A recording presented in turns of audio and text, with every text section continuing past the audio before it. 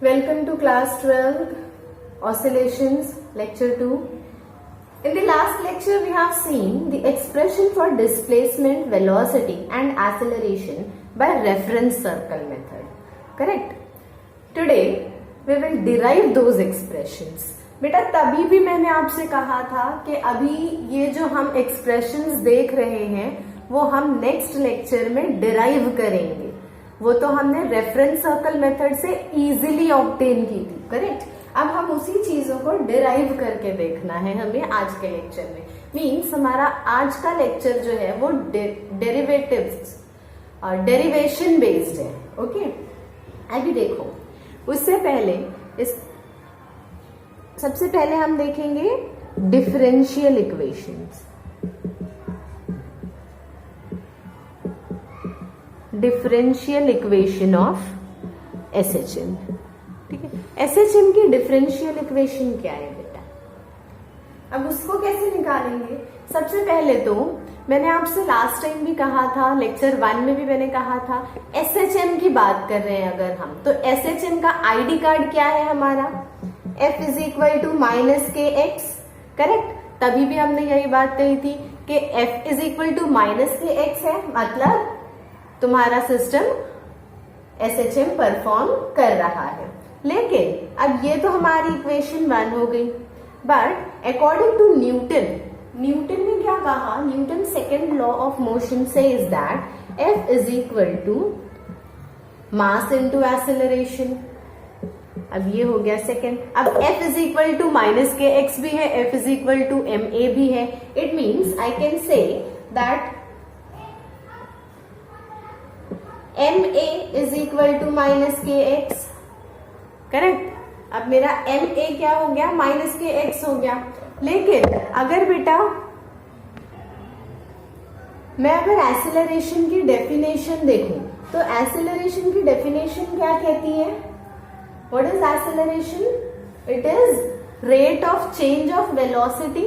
Correct. Means अगर मैं systematically जाऊं तो dx बाय dt क्या है? मतलब rate of change of displacement क्या होता है? v. उसी तरीके से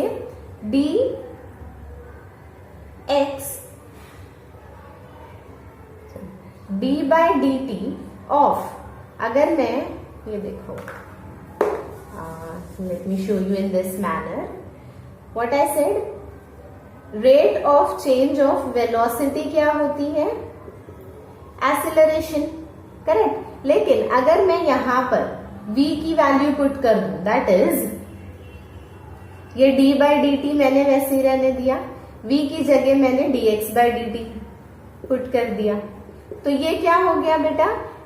डबल डेरिवेटिव हो गया ना डिस्प्लेसमेंट का, which is equal to a. मतलब मेरा एक्सेलरेशन इन शॉर्ट क्या है? D square x by d T square. Right. This will be my acceleration. अब मैं एक्सेलरेशन की इस वैल्यू को इस इक्वेशन में पुट कर सकती हूं, तो ये मुझे क्या वैल्यू मिल जाएगी? m D square x by D T square is equal to minus के X. Right. Now what I will do बेटा? I will divide throughout by m. तो अगर मैं पूरी इक्वेशन को m से डिवाइड कर दूं, it is dividing through out by m, तो मुझे क्या मिलेगा? ये m कैंसिल हो जाएगा.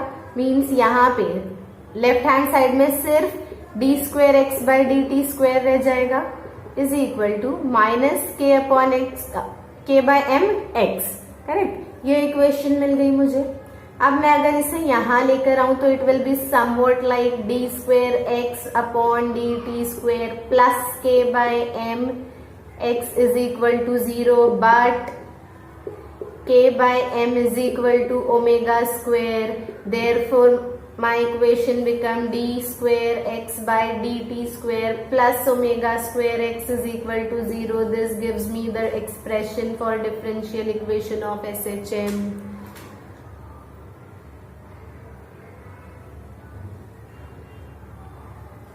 Got it? अब आप बोलोगे ये अचानक कहां से आ गया? k by m is equal to omega square. अचानक कहीं से भी नहीं आया है, वी विल सी के कहाँ से आया है। अभी हम ये देखेंगे कि ये ओमेगा स्क्वायर की जगह k बाय एम की जगह हमने ओमेगा स्क्वायर क्यों रखा। ये आपकी पूरी इन ऑल एक्सप्रेशन है डिफरेंशियल इक्वेशन के लिए। डिफरेंशियल इक्वेशन ऑफ एसएचएम की डेरिवेशन ये कंप्लीट हो गई। Now I am just making the concept of this to be clear to you कि k by m omega square कैसे होता है। ठीक है, ये आपको आपके डेरिवेशन में शो करने की जरूरत नहीं है, सिर्फ आपके अंडरस्टैंडिंग के लिए है कि k बाय एम को ओमेगा स्क्वायर क्यों रखा। ये देखो बेटा, f is equal to minus के एक्स है, ये पता है हमें, राइट और f is equal to m a है, ये भी पता है।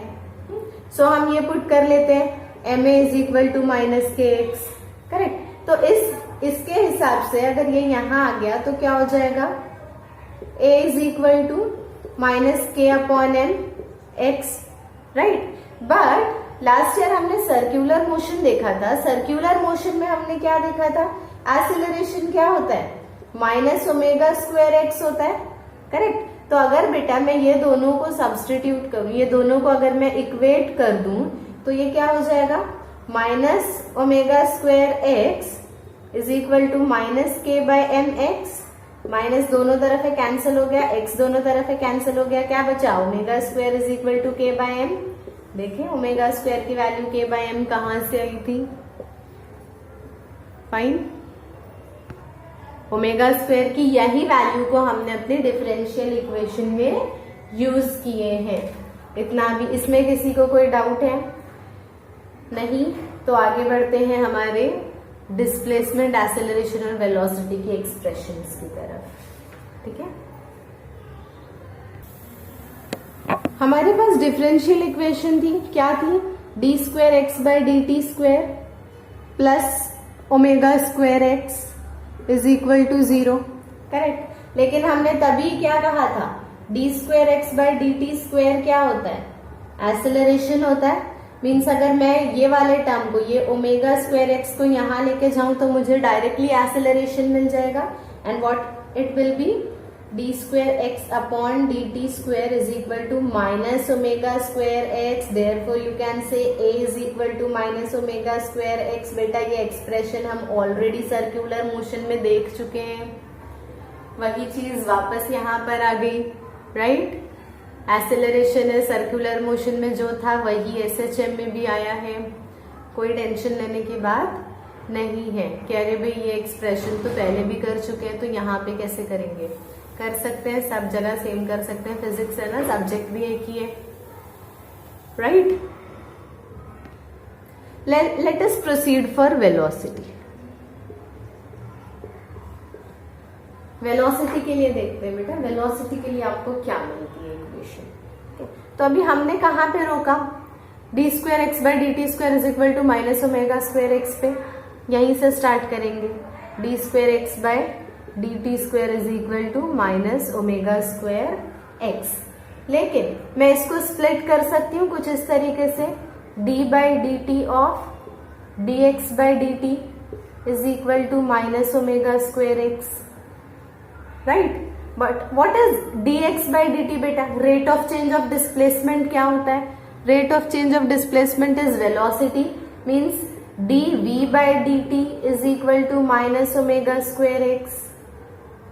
ओके, अब ये जो dv by dt है मैं इसको कुछ ऐसे लिख सकती हूँ, dv upon dt dividing and multiplying by dx, तो dx यहाँ भी dx यहाँ भी is equal to minus omega square x. अब ये dx बाय dt क्या हो गया, v हो गया, मतलब I can say it is v dv by dx is equal to minus omega square x, right. v dv by dx is equal to minus omega square X मिल गया। बेटा x के टर्म्स को एक तरफ करो, v वाले term को एक तरफ रखो, क्या हो जाएगा, v dv is equal to minus omega square x dx। ऐसे केस में हम क्या करते हैं, इंटीग्रेट करते हैं, तो चलो लाओ इंटीग्रेट करेंगे। v dv is equal to minus omega square constant है, अंदर क्या आ जाएगा x dx। ठीक है, अब इंटीग्रेशन हमने मैथमेटिक्स में देखा है, मैथमेटिक्स में इंटीग्रेशन के फॉर्मूला से x dx क्या होता है, x square upon 2 plus c, right. तो यहाँ पे भी क्या हो जाएगा, v square upon 2 is equal to minus omega square, वैसे ही x square upon 2 plus c। ठीक है, ये मुझे एक इक्वेशन मिल गई। अब इसके आगे क्या करेंगे बेटा, let's see at extreme position, at condition apply करेंगे। एक्सट्रीम पोजीशन पे हमने फर्स्ट लेक्चर में देखा था, ऑसिलेशन लेक्चर 1 में, एक्सट्रीम पोजीशन पे v की वैल्यू 0 हो जाती है और x की वैल्यू मैक्सिमम होती है, और मैक्सिमम डिस्प्लेसमेंट क्या होता है हमारा, एम्पलीट्यूड होता है, correct. Maximum displacement is our amplitude. So ये वैल्यूज को हम इस इक्वेशन में पुट करेंगे तो क्या मिलेगा, 0 square upon 2 is equal to minus omega square a square upon 2 plus c। अब ये वैल्यू यहाँ जाएगा तो पॉजिटिव हो जाएगा, so what will it become बेटा, omega square a square upon 2 is equal to c। तो मुझे c की वैल्यू मिल गई। अब c की इस वैल्यू को मैं इस इक्वेशन में सब्स्टिट्यूट कर दूंगी तो मुझे क्या वैल्यू मिलेगी, ये क्या हो जाएगा, v square upon 2 is equal to minus omega square x square upon 2 plus omega square a square upon 2, correct. तो बेटा यहाँ से सारे 2 बाहर आ जाएंगे, means I can say that it is, मैं इसको ऐसे लिख सकती हूँ, omega square upon 2 a square minus x square, और ये v स्क्वायर अपॉन 2, राइट। मैंने सिर्फ ये टर्म को इधर और ये टर्म को यहाँ करके ओमेगा स्क्वायर अपॉन 2 को बाहर कॉमन ले लिया। अब 2 यहाँ पे भी डिनोमिनेटर में, यहाँ पे भी डिनोमिनेटर में है, कैंसिल हो गया, तो बचा क्या, v square is equal to omega square a square minus x square, correct. अब यहाँ पे बेटा स्क्वायर के टर्म्स में है, रूट लेंगे तो क्या हो जाएगा, v is equal to plus minus omega under root of a square minus x square. This is the value of velocity, fine. Here we got the value for velocity. अब हम आगे जाएंगे डिस्प्लेसमेंट की तरफ। देखो पहले हमने एक्सेलरेशन निकाला, अब हम वेलोसिटी निकाले हैं, इसके बाद हम डिस्प्लेसमेंट निकालेंगे। सो फॉर डिस्प्लेसमेंट हमने यहाँ पे जिधर रोका हम वहां से डिस्प्लेसमेंट के लिए स्टार्ट करेंगे। देखो डिस्प्लेसमेंट के लिए बेटा हमें v क्या मिला था, what was our v, omega under root of a square minus x square, correct. अब v क्या होता है, it is dx upon dt which is equal to omega into root of a square minus x square, correct. So x के terms को एक तरफ करो, बाकी टर्म्स को दूसरी तरफ करो, क्या हो जाएगा, ये वाला टर्म इधर आके डिवाइड होएगा, ये टर्म यहाँ जाके मल्टीप्लाई होगा। So dx upon root of a square minus x square is equal to omega dt, correct. अब जब हमारे टर्म्स एक तरफ हो गए, टर्म्स बाइफरकेट हो गए, तो उसके बाद क्या करेंगे, integration of dx upon a square minus x square is equal to integration omega dt। Omega constant है, बाहर आ जाएगा, ठीक है। तो मैं चलो यही टर्म में उसको बाहर कर लेती हूँ, क्या होगा ये, ओमेगा इंटीग्रेशन dt का इंटीग्रेशन क्या होगा, t plus constant. So dx upon root of a square minus x square का इंटीग्रेशन क्या होता है, sine inverse x upon a। तो ये क्या हो जाएगा, sine inverse x upon a plus, sorry not plus, it is equal to omega t plus constant होगा, यहाँ पे चलो हमने कांस्टेंट ले लिया डेल्टा, हम ऑलरेडी c यूज कर चुके हैं कांस्टेंट के लिए, तो यहाँ पे हमने एक दूसरा कांस्टेंट लिया है डेल्टा। ये साइन यहाँ पे इनवर्स है, वहां जाएगा तो साइन हो जाएगा, तो ये कुछ ऐसा हो जाएगा x upon A is equal to sine omega T plus delta. A यहाँ डिनोमिनेटर में, यहां जाएगा तो मल्टीप्लाई होगा, x is equal to A sine omega T plus delta. So here is my equation for displacement. ये equation हमने reference circle method से भी निकाली थी, करेक्ट। अब इसी इक्वेशन को हम डिफरेंशिएट करते जाएंगे तो हमें वेलोसिटी और एक्सेलरेशन भी मिलेगा, जैसे हम ऑलरेडी लेक्चर नंबर 1 में कर चुके हैं। Got it? Acceleration, velocity, displacement तीनों समझ में आया। So this was all about the expression of velocity, displacement and acceleration.